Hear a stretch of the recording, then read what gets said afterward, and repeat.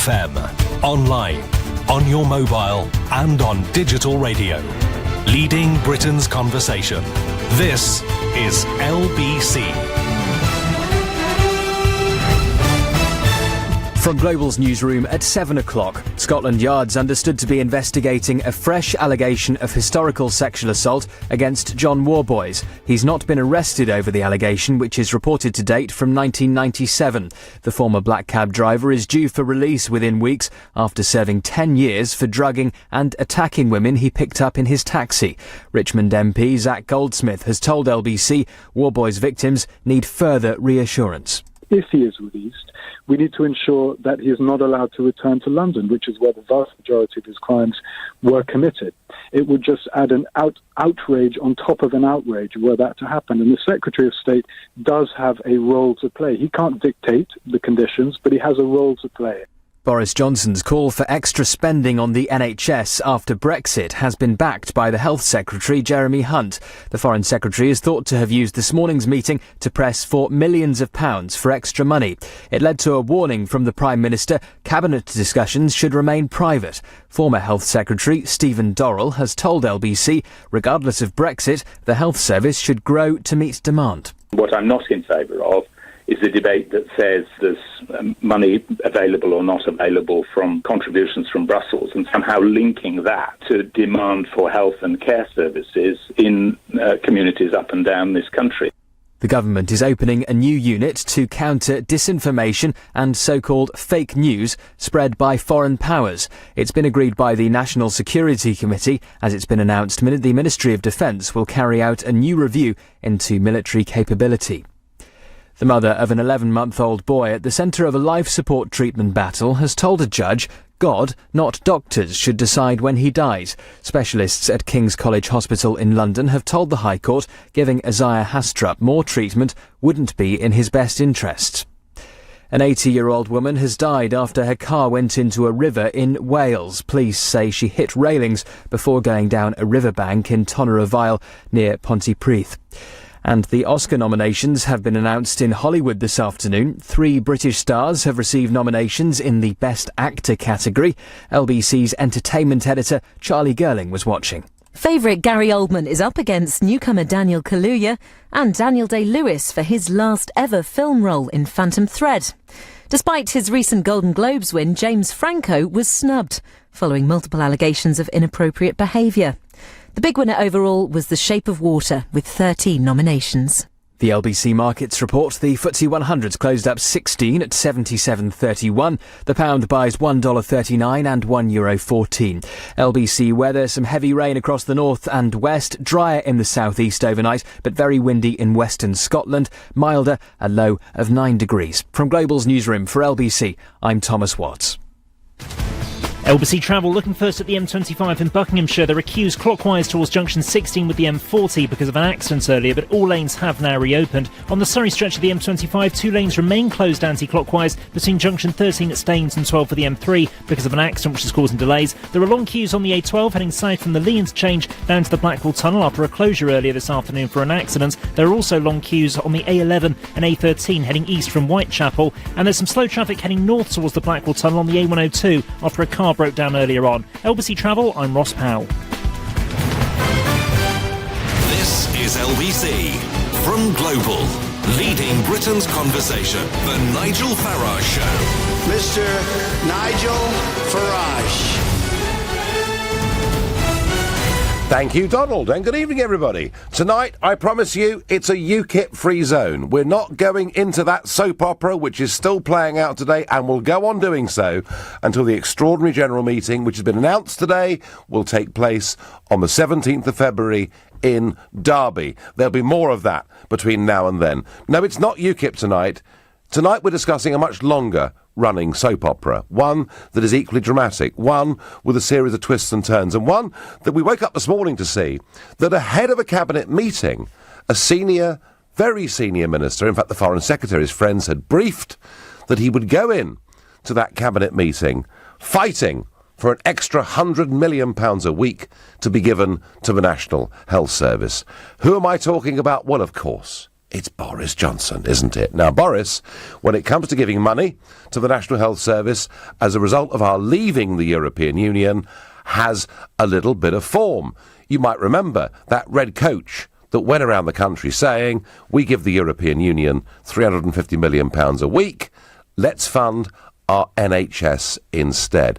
Just to remind you, here's Boris during the referendum.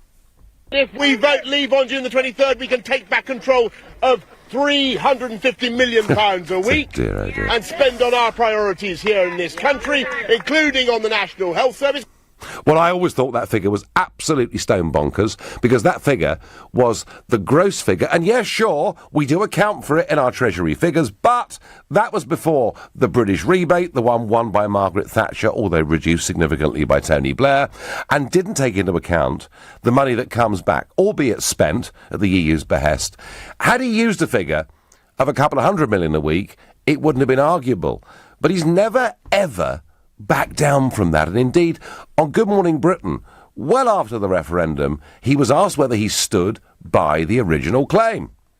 The net contribution is about £10 billion a year. 350 million, as I explained, until I was blue in the face last year. That is what the UK contributes to the Do you still stand by EU that budget. then, Boris? I do, of course I do. So there's Boris, and actually, you know, for 20 years, I've talked about an independence dividend. The fact we would not be giving a net £10 billion a year to the European Union, and that's now been called the Brexit dividend by Boris, and indeed at times by the Prime Minister as well. So an extraordinary situation that going into a cabinet meeting, friends of Boris have briefed he's going to be fighting for this figure. Jeremy Hunt, the Health Secretary, he said, look, no Health Secretary is ever not going to support potential extra resources for the NHS. The Chancellor, Phil, well, he said, look, I've already given an extra £6 billion to the NHS and there is no more money. And others have commented on this. And for example, Sebastian Payne of the Financial Times says Boris knows his legacy will be defined on whether the NHS receives £350 million a week. Well, he wasn't fighting for £350 million a week, but he was fighting for £100 million a week when Britain leaves the European Union. Now, we're on track and on course, allegedly, to leave the European Union at midnight on at 11 o'clock. It's midnight Brussels time. At 11 o'clock on March the 29th next year. So what I'm asking you is this pledge to give the NHS an extra £100 million a week once we leave the European Union, is it a sincere desire of Boris's, or is it pure political opportunism? And if you think, of course, Boris is always absolutely 100% genuine and sincere in all that he does, then you can call me on 0345 60 60 973 if you think maybe it's just Boris yet again on leadership manoeuvres, then text to 84850, or maybe you think as Foreign Secretary he ought to simply stick to foreign affairs, and if you want to comment on that, then you can tweet using the hashtag Farage and LBC at LBC, and of course you can watch me on Facebook and comment there too. Is Boris sincere, genuine, or has he seen, and by the way, for the last 6 months on this show, I've been saying she's useless. Mrs May can't run the country. There's no sincerity, there's no passion, there's no warmth, there's no humour. She doesn't even believe in Brexit. And interesting, isn't it? In the last sort of 48 hours, we've had people like Nick Bowles saying that she's timid. We've had Nick Soames, one of the arch Remainers, even Nick Soames, being very, very critical of the Prime Minister, her lack of passion, her lack of sincerity. I have to say, I think we may be closer to a stalking horse candidate emerging, getting 48 people to give a letter to the chairman of the 1922 committee and a leadership election. She's in trouble. This simply isn't working. And I wonder whether Boris might just have seized upon that opportunity. Or am I simply being too cynical? I'm going to ask Sam from Stoke-on-Trent, a new caller, what he thinks. Sam, good evening. Good evening, Nigel. It's great to speak to you. I saw you when you came to Stoke for the Grassroots Out. I've been an avid follower on YouTube. And that was helped with the campaign. Grassroots Out was Grassroots Out, to remind those that don't know, was a collection of 18 different political organisations. On the left, we had George Galloway. We even have a new Communist Party of Great Britain, and we moved across the whole spectrum. And I did speak in Stoke. What was the name of the hall I spoke in, Sam? Can you remember? You spoke in the Victoria Hall. The Victoria Hall, wonderful old building. Yeah. Old Victorian building with a sort of modern bit attached on the side. And I remember that day in Stoke-on-Trent, that night in Stoke-on-Trent, very fondly. And of course, Stoke was a big, big Leave vote, wasn't it? Yeah, and I think it's the only time Chris Grayling will ever get a standing ovation in Stoke. Chris Grayling, you're absolutely right, Sam. Chris Grayling, the Conservative Cabinet Minister, Transport Minister, was on a platform in a Labour constituency, got a standing ovation. And you know what? I gave him a lift home that night to Surrey, and he was absolutely stunned to be treated so well in Stoke. Now, the one person, because Kate Hoey was there and others were there, and it was, again, Grassroots Out was a great cross-party organisation. Boris wasn't there, of course, because he was part of the Vote Leave organisation, which was much more a Tory-based thing. But as you know, Sam, very well, you know, he was talking about this $350 million a week, a figure that I felt deeply unhappy with at the time.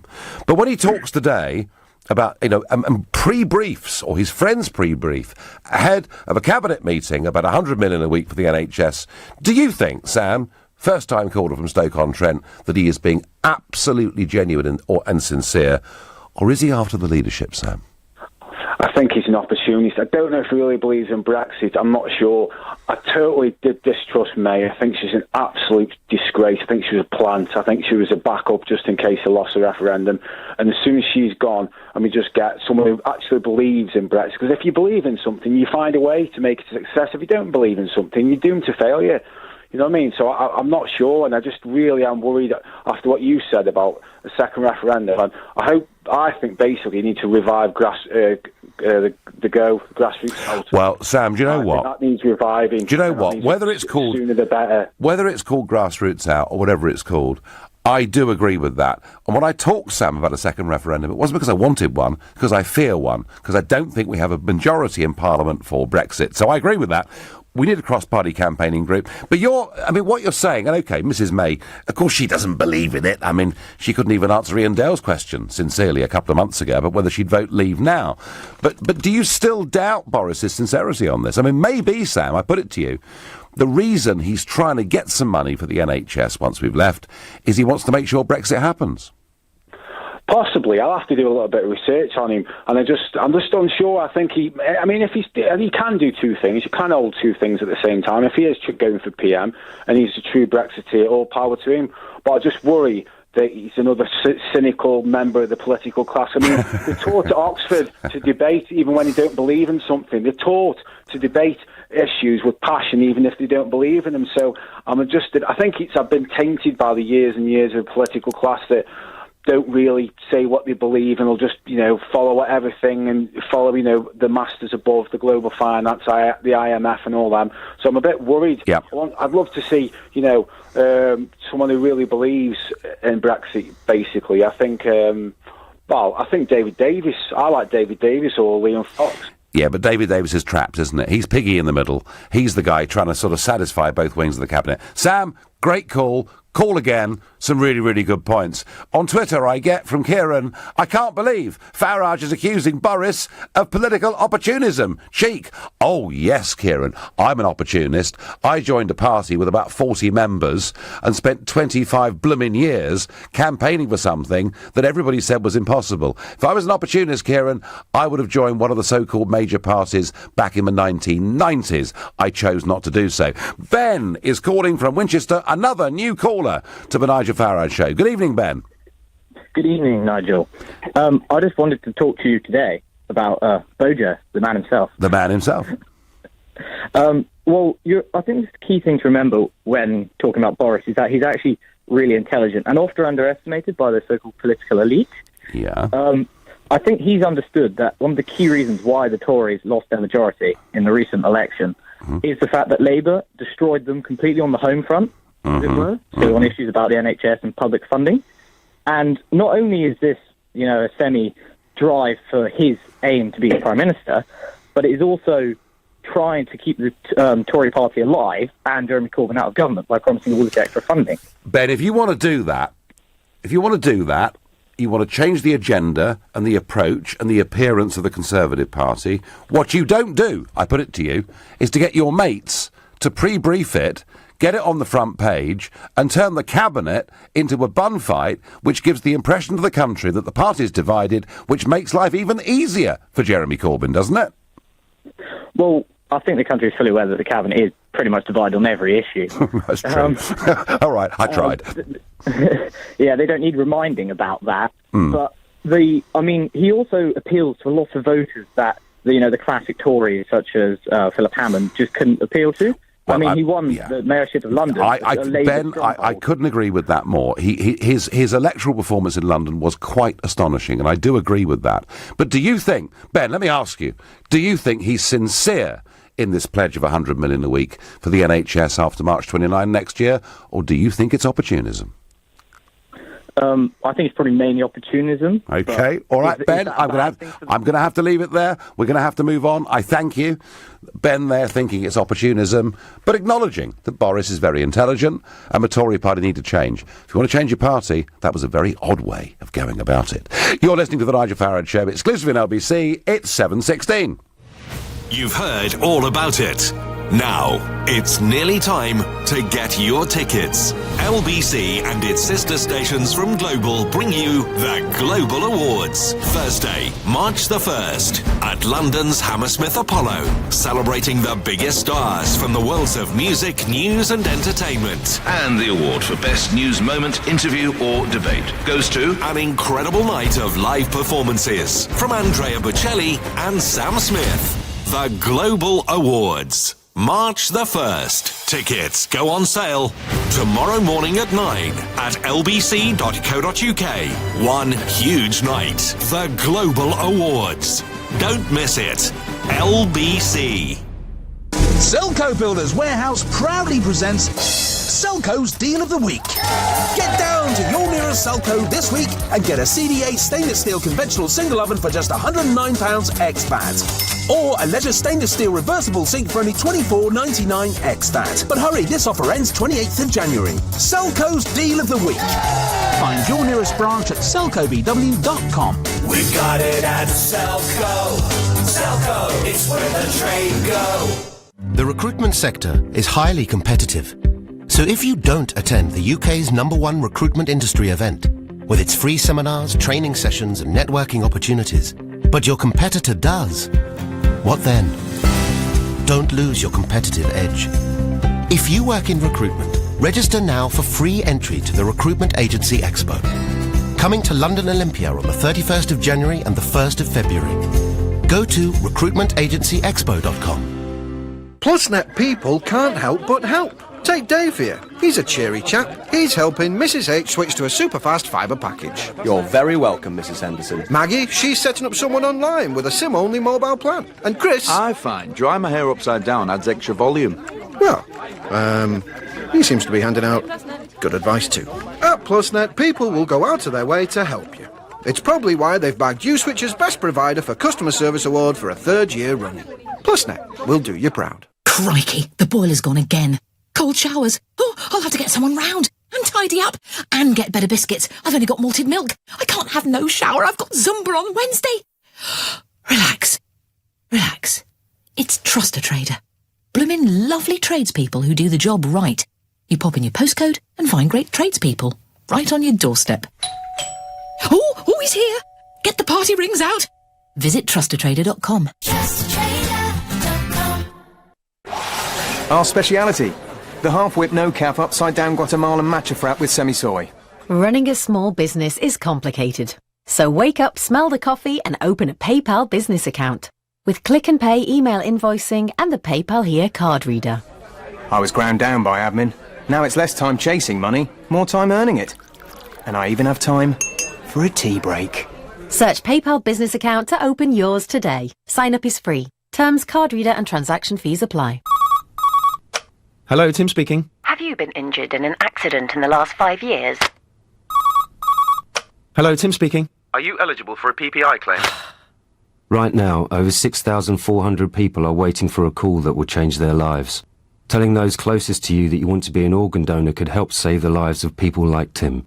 Search organ donation and chat about it today. Hello? Tim, it's Angela at St George's Hospital. We have a kidney for you. The Nigel Farage Show on LBC. Call 0345 6060 973. So when Boris Johnson's friends brief in the press ahead of a cabinet meeting that he's going to go in there, fists flying, arguing for another £100 million a week for the National Health Service once we've left the European Union at the end of March next year, it does beg the question, is this absolutely sincere on Boris's part, or is once again he seen to be a political opportunist on manoeuvres, looking to get rid of a weak Prime Minister? And we've seen this pattern before, haven't we? Before major speeches of the Prime Minister, we've seen up to 4,000-word articles appearing in the Daily Telegraph. Now, it's very interesting that the Prime Minister clearly viewed all of this in a pretty dim way, because she told the meeting, preempting Boris, that any Brexit dividend would be allocated according to the government's priorities, including schools and housing as well as health. Shut up, Mr. Johnson. I'm in charge. But now, over the course of the last hour, a whole series of reports are beginning to leak out. Very interesting that Amber Rudd was saying that it was important that the cabinet members were able to trust each other, before adding, I'm talking to you, Foreign Secretary. It's not exactly happy families, is it? Another source said even Michael Gove and co didn't give Boris their full backing. He looked very isolated. And friends of Boris, who've been part of this manoeuvre of pre-briefing this, looking to try and make him a hero, they have said, we ... upped, and we move on. So it actually looks like this whole big early morning thing that I heard at 6 a.m. on the news, that Boris was going to go in there and battle for the Brexit dividend to go to the health service, has pretty much backfired on him within his own cabinet. I have to say, I thought, for somebody as intelligent, and I like Boris a lot. He's fun. He's a force of nature. He's great. He makes politics interesting. When you look at all the dullards that are there, the insipids, those who, frankly, most of the public couldn't recognise half of this cabinet in a lineup. They're so boring. Boris, they can. He's interesting. He's fun. But I thought the £350 million a week in the referendum was a huge mistake. And yes, I'm one of those that thinks he just wants the top job at virtually any cost. Sorry, Boris, if you're listening, but that is what I think. And you can always call in and tell me I'm wrong, but I know that you won't. On Twitter and on text I get, hi Nigel, of course Boris is on manoeuvres. And a good job too, as UKIP is waiting for the hearse, says Pixie. I'm not quite sure of the relevance of that, other than we do need a strong voice for Brexit. And the defence, Pixie, the defence, and I've made it once already tonight, the defence of Boris saying this is, Leave voters do need some persuading that actually going out there and doing it was worth it. And that's not because Brexit's a failure, it's because the government isn't actually implementing it. I agree with Boris. The NHS needs more funding. We should apply a 1% NHS levy on alcohol, tobacco and junk food, says Andrew. So, Andrew, do you want more people to buy backstreet tobacco and backstreet alcohol? When taxes get too high, people avoid paying tax on them. Some estimates suggest that currently on the hand-rolling tobacco market, 80% of tobacco sold in this country is sold on the black market. And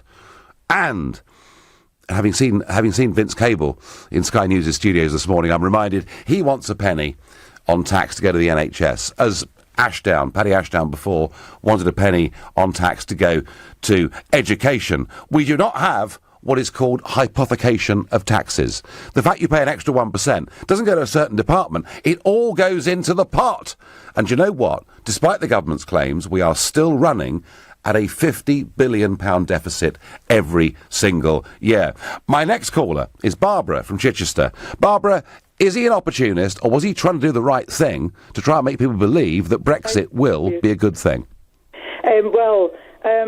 I think he's not very subtle, is he? No, not well. At least his friends aren't they? I mean, front page of the Times, you know. He's very impetuous, highly intelligent, but sometimes a bit lacking in common sense. That's the way I see it. And of course, he gets an idea. This will make me look good. This will give the give the public something to hope for and make me look good. And I think that's it. I think there's a bit of both, that he would splash the money around if he could give him the chance. But of course, that's not the way I work. Just splashing money around. So. But Barbara, when you splash money around, it's your money.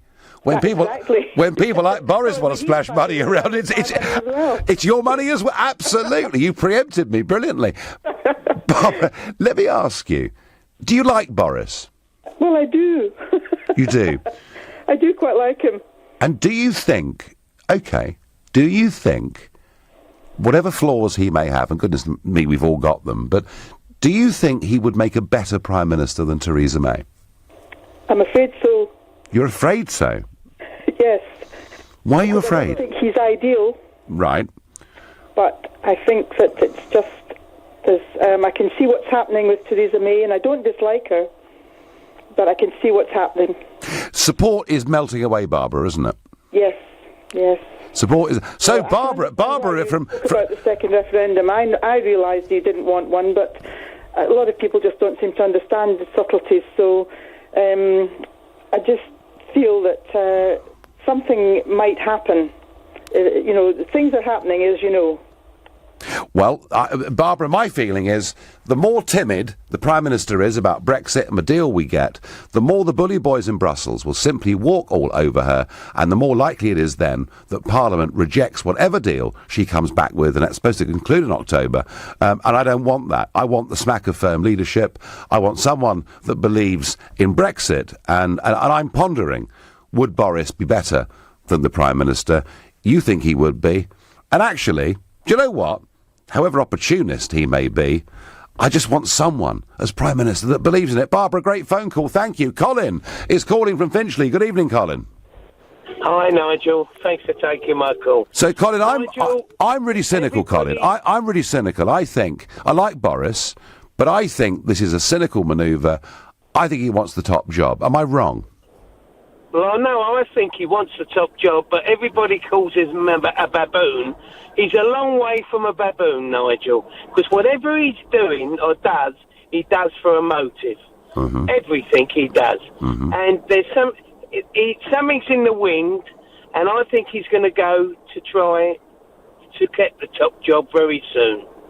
Because for any other minister, for the outbreaks that he does, would have got the sack. I think he's got something on her that I don't know what it is, but she just won't sack him. There's got to be a reason. Well, somebody else would have been out ages ago. Yeah, I mean, because he had ambitions, Colin, after the referendum of going for the top job, but Michael Gove, from beneath a cloak, produced this dagger, and that was the end of him, wasn't it? Yeah, but then she soon quickly made him Foreign Secretary, didn't she? There must have been a reason why she done that as well. Well, I think the reason, Colin, is that he does command some quite considerable support amongst the grassroots of the party. And as a previous caller said, the fact that he managed to win, the mayorship in London a couple of times in what is basically a Labour city shows that he does at times have an electoral appeal that reaches out beyond traditional conservatism. The question, Colin, is, do you think he's genuine and sincere about Brexit and money for the health service? No, I'm not sure. I'm not clever enough to answer that one. There's a motive, and I can't work it out. But it will come to a light very soon. All right, OK, Colin, we're all watching and waiting, and your comments pouring in. Very, very good tweet here. I don't care what motives Boris has for his request that the NHS receives £100 million a week, just so long as he agitates this government into giving the country what Leavers voted for. And I do completely understand that. In fact, Rees-Mogg, Jacob Rees-Mogg, who is a fan of many who follow this show, Jacob has said that at some point, once we're out of the European Union, we're going to have to give £350 million a week. Otherwise, people's expectations will be betrayed. Brexiteers need a leader who believes in leave. Agreed. May should never have stood for PM at such a time. The Brexit vote is being drowned out by the moaning, Remainers, whingers, and Boris knows what's going on. So, as ever with Boris, strong passions on either side of the argument. I do actually think he believes in leave, but I do think the way that he's played this today, the way that he's preempted the Prime Minister's speeches, says to me there's someone there that wants the top job. He sees weakness. He now sees all sorts of people like Nicholas Soames, Nick Bowles, even those on the Remain side, now speaking out against the Prime Minister. A stalking horse may not be very far away. I did say back in September, I thought it was 50-50 whether she'd survive by Christmas. Well, she has survived by Christmas, but she's looking no stronger at the end of January than she was before. Somebody else is going to get that top job. Boris is determined it'll be him. You're listening to The Nigel Farage Show, exclusively on LBC. It's 7:30 and time for the news with Thomas Watts. Police are investigating a fresh allegation of historical sexual assault understood to have been made against black cab rapist John Warboys. It's reported to have taken place in 1997 and was reported to Scotland Yard this month. Boris Johnson's call for extra spending in the NHS after Brexit has been backed by the Health Secretary Jeremy Hunt. Theresa May warned Cabinet Ministers to keep discussions private after the Foreign Secretary's suggestion of extra spending was widely reported. And in the last half hour, Westminster councillors have rejected a planning application for a statue of Margaret Thatcher in Parliament Square. They've cited design issues. LBC weather, some heavy rain across the north and west overnight, very windy in western Scotland but dry in the southeast, mild, a low of 9 degrees. LBC travel. The M25 in Buckinghamshire is solid clockwise from junction 15 for the M4 up to junction 16 for the M40 after an accident, and the anti-clockwise stretch is crawling between junction 13 for Staines and 12 for the M3. The A12 is queuing southbound from the Lee interchange to the Blackwall Tunnel. There's been an accident there this afternoon, and the westbound A40 in Perivale is queuing between White City and the Hoover Building. Emergency services are partially blocking the way for an investigation. LBC travel. I'm Paula Brett. This is LBC. If you own a Swiss watch and it's time to sell it, speak to watches.co.uk. The whole process runs like clockwork. Rolex, Patek Philippe, Omega and more. It only takes a couple of ticks and we pay immediately. Or if you just fancy a change, we could take yours in part exchange. From time on your hands to money in your pocket, it couldn't be easier with watches.co.uk. The pre-owned Swiss watch specialist. The recruitment sector is highly competitive. So if you don't attend the UK's #1 recruitment industry event, with its free seminars, training sessions and networking opportunities, but your competitor does, what then? Don't lose your competitive edge. If you work in recruitment, register now for free entry to the Recruitment Agency Expo. Coming to London Olympia on the 31st of January and the 1st of February.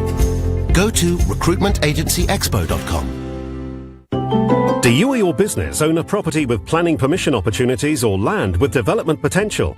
If so, Barnes Rofe can help you manage the risks and maximise your gain. With joint venture contracts, development partnerships, property SPVs, financing and ownership structures and property tax advice. At Barnes Rofe, we've already supported our clients through property deals worth millions. So call us today and you can be next. Barnes Rofe. Clever accountants for property businesses. An amazing kitchen, an amazing bathroom, an amazing hallway. At Amazing Tiles, our range of porcelain, ceramic and bespoke tiles can make any home amazing. Right now, buy 5 metres or more of plain tiles and get a third off the retail price. Visit our showroom and warehouse at Park Royal Road, London, or call 0208 83 84 900. Make your home amazing at amazingtiles.com. We could tell you about our new SUV's luxurious space, but that would limit your imagination. We could describe its beautiful styling, or even shout about its off-road capability, but words wouldn't do it justice. To truly understand Levante, you must talk its language. Levante, the Maserati of SUVs, from £56,250. Available now with tailored finance packages. Crikey, the boiler's gone again. Cold showers. Oh, I'll have to get someone round and tidy up and get better biscuits. I've only got malted milk. I can't have no shower. I've got Zumba on Wednesday. Relax. Relax. It's Trust a Trader. Bloomin' lovely tradespeople who do the job right. You pop in your postcode and find great tradespeople right on your doorstep. Oh, he's here. Get the party rings out. Visit trustatrader.com. The Nigel Farage Show on LBC. Call 0345 6060 973.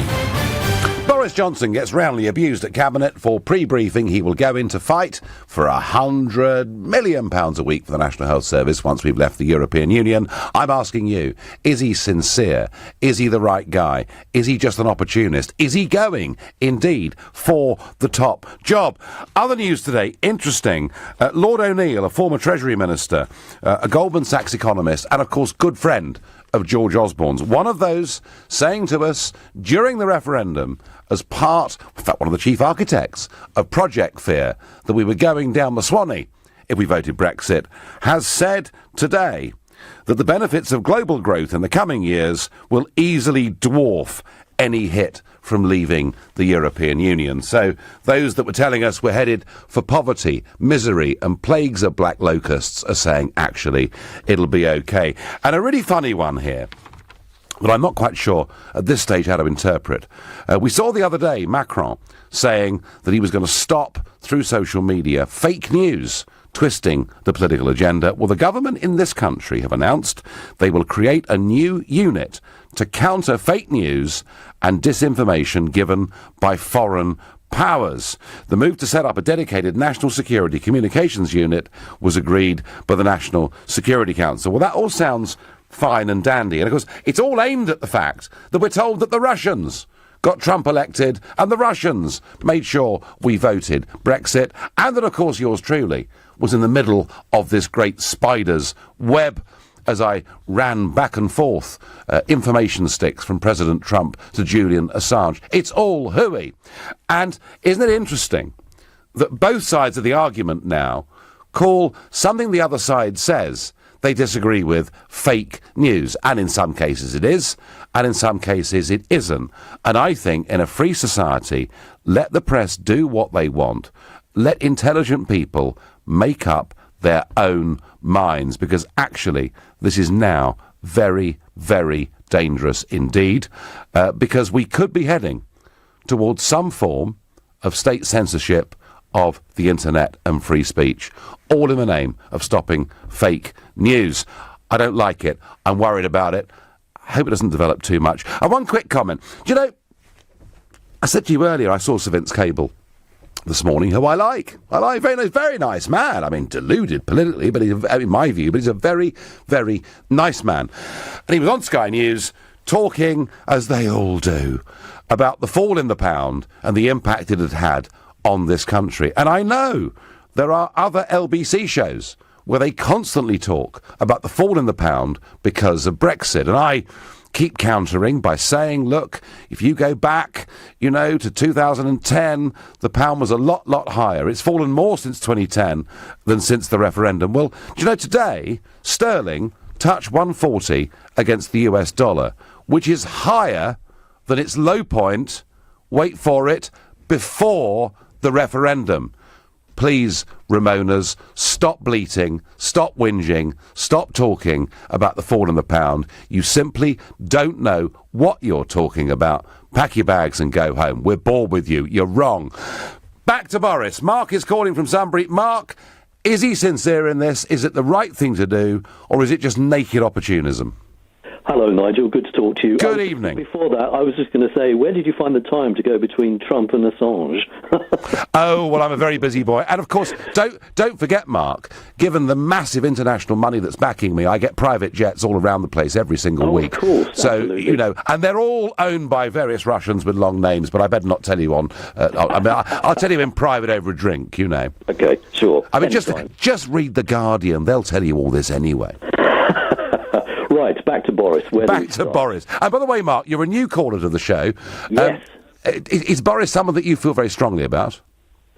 I feel strongly about him. I don't think he's prime ministerial material. I really don't see him as being the leader of the party. However, I think he's a very clever man, and I think he's seen an opportunity because as the demographics of this country changes, Nigel, and, everyone's getting older, we need to do something about social services and care. Mm-hmm. And I know we're very sentimental about the NHS as it heads for its 70th birthday, but I think it needs to be renamed the NHSS, National Health and Social Services.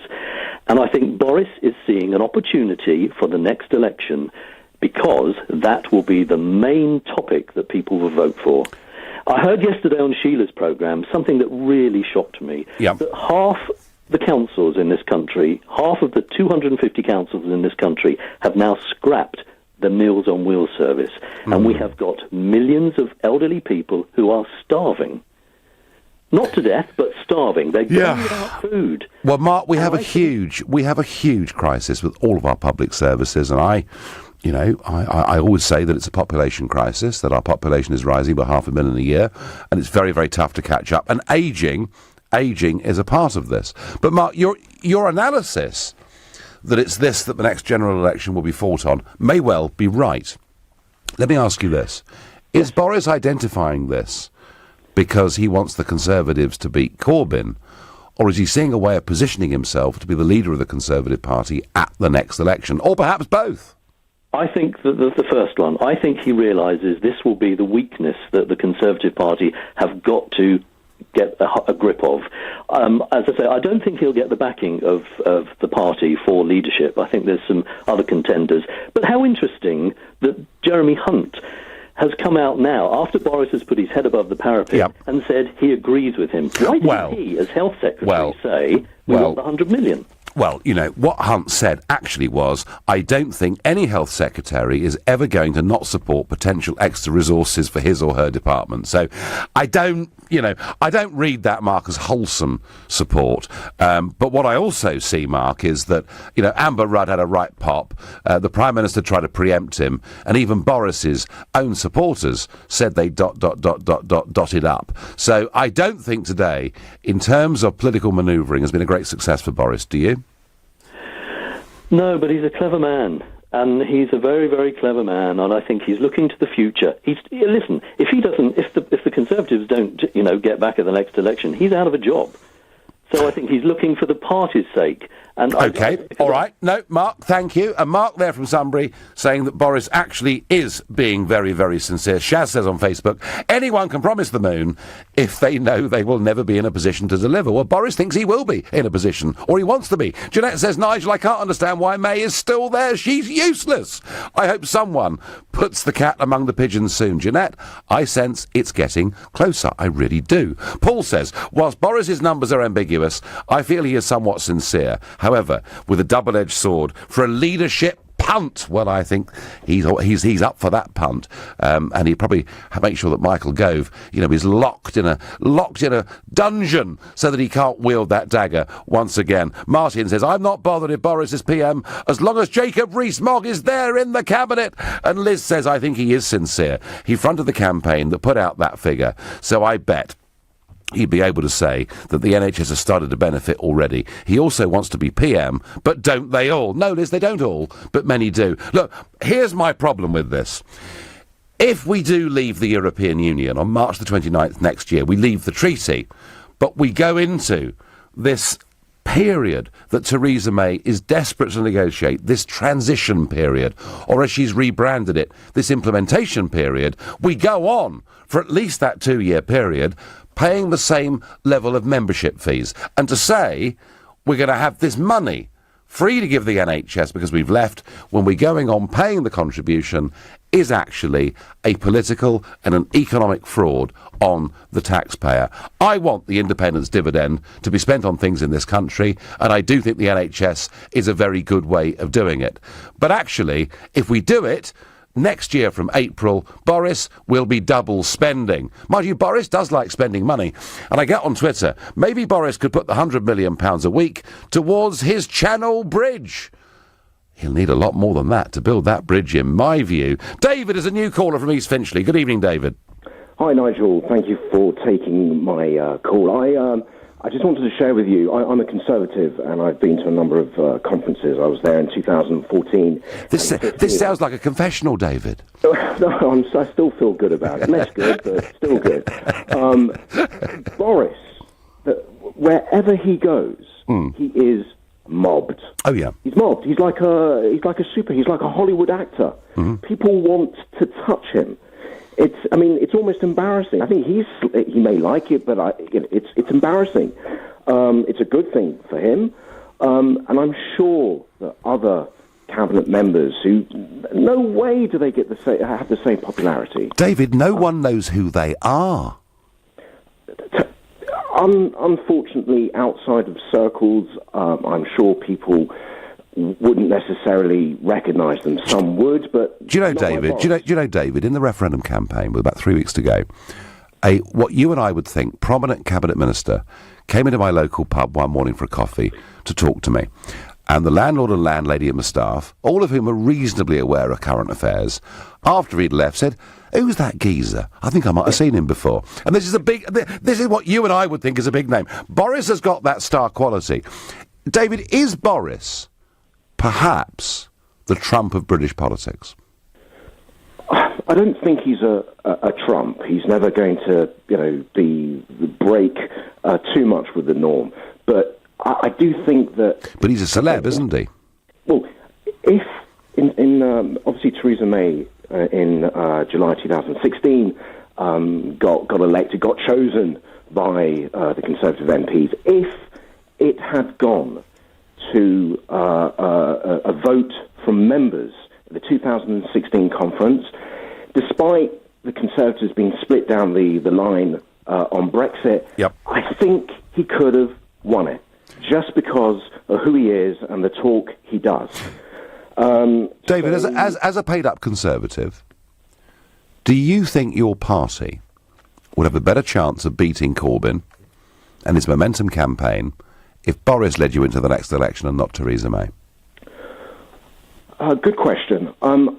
Actually, I think that Theresa May would probably still win it, because what's happening now... That wasn't my question. The Unite, people are going to be aware of what's happening with Unite.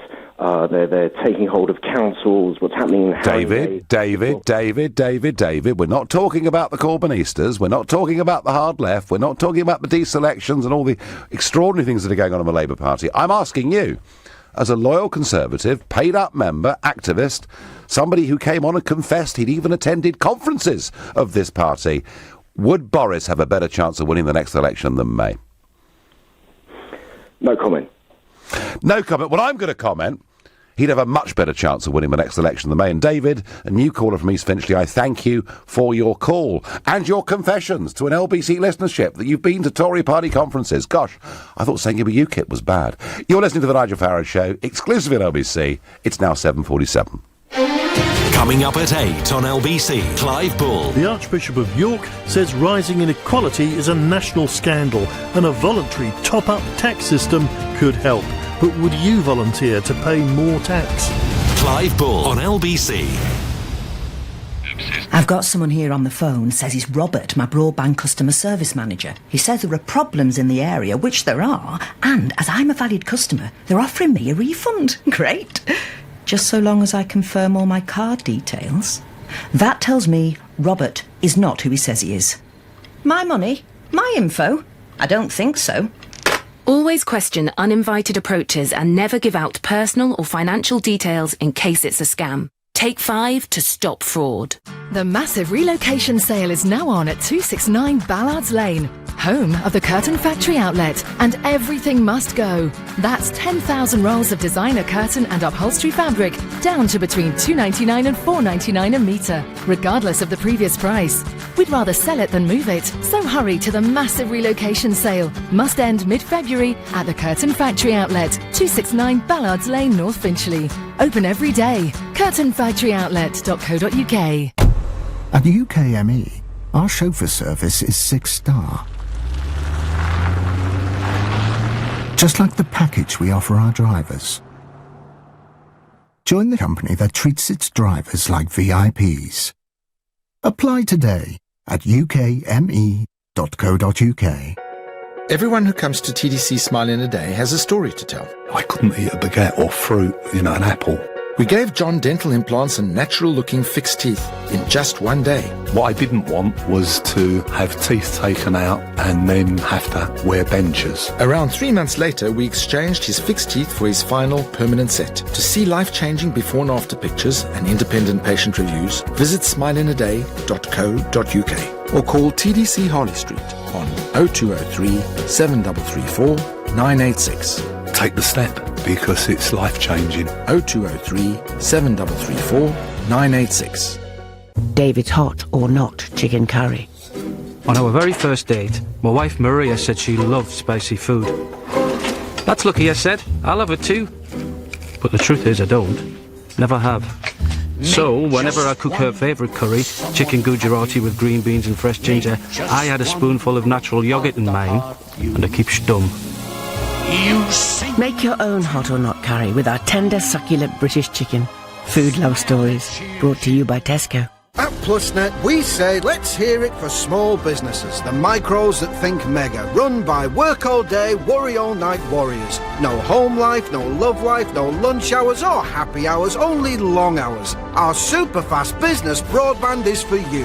Reliable, affordable, with support anytime you need it. Christmas Day, New Year's Day, May Day, May night, whenever, because you guys, you're the future. You make us proud, and you know what? Here at PlusNet, we'll do you proud. This is LBC, the Nigel Farage Show. Call 0345 6060 973. Text 84850. Tweet at LBC using the hashtag Farage on LBC. As Boris tries to bully the Cabinet into £100 million a week extra for the NHS, he gets slapped down for pre-briefing, for being divisive, and for looking, I think, a little bit too ambitious. At least that's how I read it. And before the break, David from East Finchley came on and confessed to us that he was a Conservative Party member. He'd even, in bad moments, been to conferences. He almost felt ashamed of it. Is it any wonder they're losing if that's how they feel?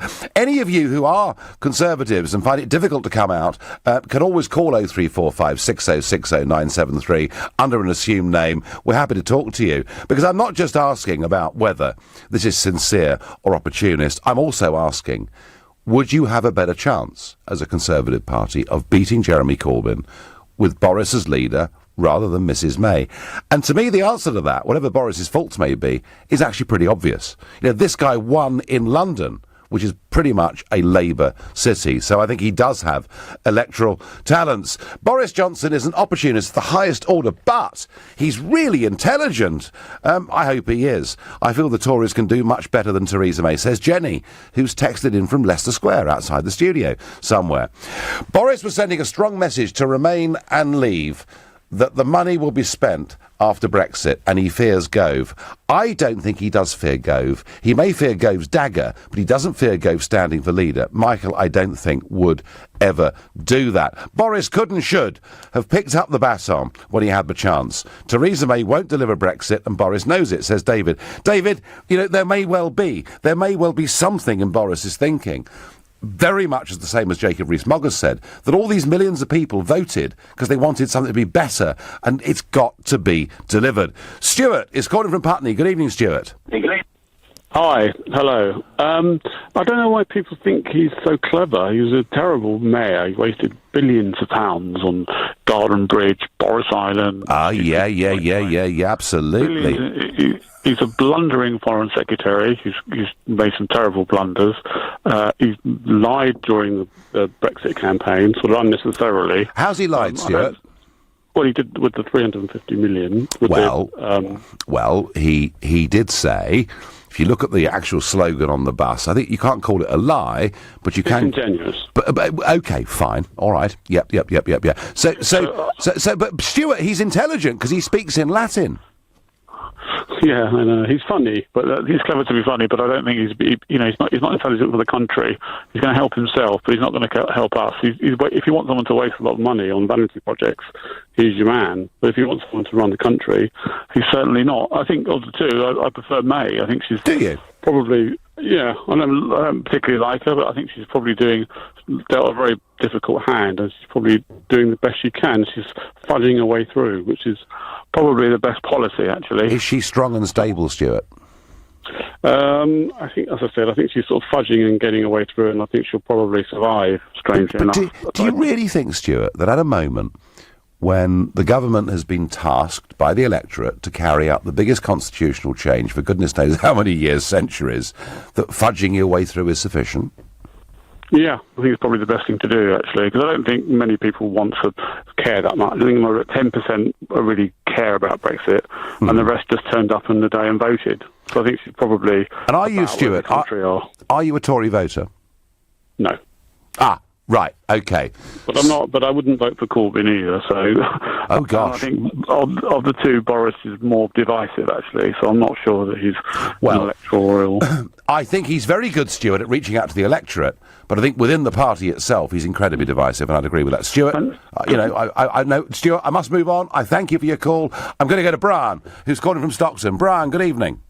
Yes, good evening, Nigel. So is Boris the answer to the Tory party's dreams? Well, what it is, Boris is Boris, isn't he? Yes, he's a bit of a loose cannon at times. I mean, what was worse than this about the 100 million was the other week when he said build a bridge, you know. Wasn't that bonkers? That's wasting money, you know. Now, I don't think he is, at the moment, I don't think he is Prime Minister material. You asked a lad a couple of calls ago, would you rather have May or Boris Johnson? Would Boris Johnson win your election? Mm-hmm. Now, it all depends what deal that May, if the election goes that long, the general election, it all depends how May does with Brexit, doesn't it? If she gets a good Brexit deal... I tell you what, Brian, phase 1 of Brexit's finished. Give her marks out of 10. Oh, it's poor at the moment, I agree with you. Yeah, it certainly is. 3 or 4. I agree with you there. But what we're saying is, you said that lad, would he win election? Would have a chance against Corbyn than Theresa May? That's pie in the sky at the moment. It all depends how she does with Brexit, doesn't it? You know, as you say, it's low at the moment, but we're going to have to give them something, the EU something. Now, I was going to ask you this, Nigel. We were giving them, say, 10 billion net. Yep. If we just stayed in the EU. Mm-hmm. Would you go along with this? If we could get a good trade deal, that's getting out of them these two things, customs union and the other one, we can get out of them, would you pay to be in the EU X billions to get what we wanted, to get the trade with the rest of the world? No, Brian, the point about free trade agreements is you don't pay a penny for them. And even this concept that the EU has been free trade is nonsense because we've been paying a net 10 billion a year. Brian, got to love you and leave you. I've got a quick... Stephen, a new caller from Edinburgh. You got 30 seconds, Stephen. I'm sorry, we're running out of time. No, hi Nigel. All I wanted to say was that I didn't think that Boris Johnson would actually be a better choice. For me, you know, neither Theresa May nor Boris Johnson is really what is needed for the Conservative Party. The Conservative Party is primarily quite Eurosceptic. And for me, and a lot of my friends and colleagues, because I'm an activist, a Conservative activist, and for me it would be Jacob Rees-Mogg. That would be the kind of person that we'd need to take the Conservative Party forward, somebody that actually believes in Brexit. Stephen, do you know what? Thank you, and I'm sorry the time was very short. We're at the end of the show. I think it's impossible to turn the ship of state around by 180 degrees, which is what Brexit's all about, unless you actually believe in it. And I do think Boris believes in it. My view of Boris, I like him. I think he must be an absolute nightmare to work with as part of a team. He is divisive. He is difficult. But he does have a little certain something. You know, our Tory confessional earlier said he's like a rock star walking around the concert, and he is, and people know who he is. He would have a much better chance of beating Corbyn than Theresa May, in my opinion. That's what he's angling for. But sometimes, if you try too hard, you just don't get there. And today was an example of his friends pre-briefing ahead of a cabinet meeting, and it fell to dust. Bide your time, Boris. If you do that, you might, you never know, just make it. You've been listening to the Nigel Farage Show here on LBC. I'm back tomorrow at 7. At 10 tonight, it's Ian Collins. But up next, It's Clyde Bull. Nigel, thank you. Coming up at 9, the Health Hour. I'm joined by GP Dr. Sarah Jarvis, here to answer your medical questions. And we'll talk about why 1 in 3 women avoid smear tests because of embarrassment. Also, coming later, the government is to establish a new unit to counter so-called fake news. We'll find out more about what it might be doing, or whether that indeed is in itself fake news. First, though, the Archbishop of York says rising inequality in this country is a national scandal and a voluntary